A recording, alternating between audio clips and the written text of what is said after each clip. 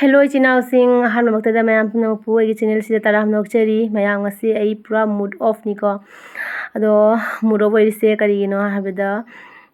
aise thawai yam nungai trebako asuki matik thawai je nungai trebako ningo takauba chatpagi aina sem sajaba dagidi wakhaldo mayam khanjabado aduga aigi kariguma maka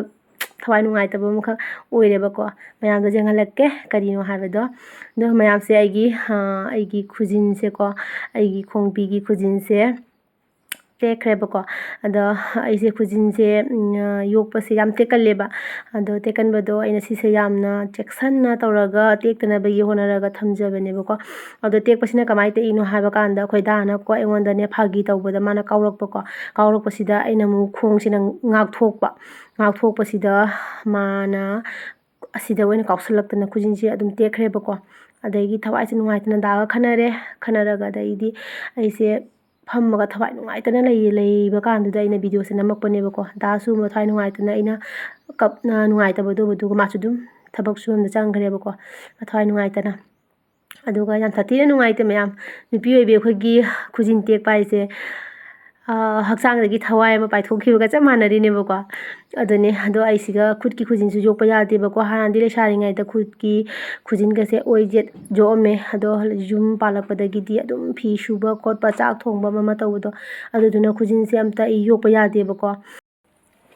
ado aise wakanje yam nungaitana hujise smai leirinebako dagasu khanaraga dagasu dum kaunadre nga hakse khangaba admai tawraga leire aduga aise upai letadana ko kedausige haina wakanje khara nungainabagi aina dum makeup khara tawge khallebako aduna kagino habada pisum jekpase mayamne ngonda harako yawidana pisum yam phajana jekpa haire ado pisum jekpa takpiro waina yam hairakpado adudugi ko aina pisumse jega mayamna ngasidi aina dum jenghallage haina ko ado yamna ka hena haiba adudi nate ko mayam adum aina ngamjaba khangjaba khara do aina dum mayamda share torake tawino siga aigi eyebrow jegnabagi brush sida leirebako ado dum ai jeglaga mayamda jenghallage ko aduga sina kainone kai haigene cream nebako si pisum jengnabagi asina brown color ne asina black color nebako aduga daidi powder ga punjhallaga ko kaina tawdoini mix tawsandoineba mix tawsalaga daidi ai jekpa hawdoinebako aduga asida leisina aigi kainone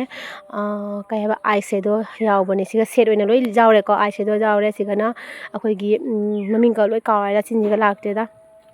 kaigene sijamingdo kenu habani kathokare mayam ko adagidi asi leiraga sigana blush leiraka adagidi dagidi si loiraga sigana akoigi concealer leire adagidi sigana eyebrow jengnabagi leire powder do oina leiraka ado samaina ine cream je khara laure adai powder se kharaga tawraga aise mix tawrani duga pura ai black su helloebako aigi pisumje kaigina habadi aigi pisumje hadi jamna haba adumaina oidebako adudugi aina brown ga black kari ka khara dum mix tawsalaga aigi pisumji machuse mana handoine aduga mana halaga ai dum jekpa horage ado ngasa aina kawkhiba poto mayam highlighter haini ko ai chinjiga hekta jangna poto lakteba aduduna kawre hekta do hoji pisum jekpa horage do mayam dum jengminasi ningon chakauba japsalabani mayam su dum jekningba pisum jekningba khoningba mayam jawrongane-bako adudugi damakta aina ngasi aigi pisum jekpase dum mayam da share tawjarakpani ko ado mayamna ahiba pisum jekpa makeup tawba da jamna expert oiba misingadi aina tawbase phagi oina sidum khanganebako do aigi oina diko ai dum hana dagidi hojise yamna haijare haina adumaina idum isana di khanjebako aduduna mayamna su adu khangdaba chinawsing yauraga di samaina pisumdo jekpiro do ningon chakaubo do fajana full makeup tawraga adum chatlaga ko mayam dum enjoy dum tawra jumda ningon chakauba gi chatlaga ko ado mayam advance oina mayamda happy ningon chakauba haina ai mayamda dum wish tawjarage aduga asigi matungda dum aina ai ngasigi makeup tawbase adum jengminase to mayam ai full makeup ti tawraroi ko khali ai pisum jekpa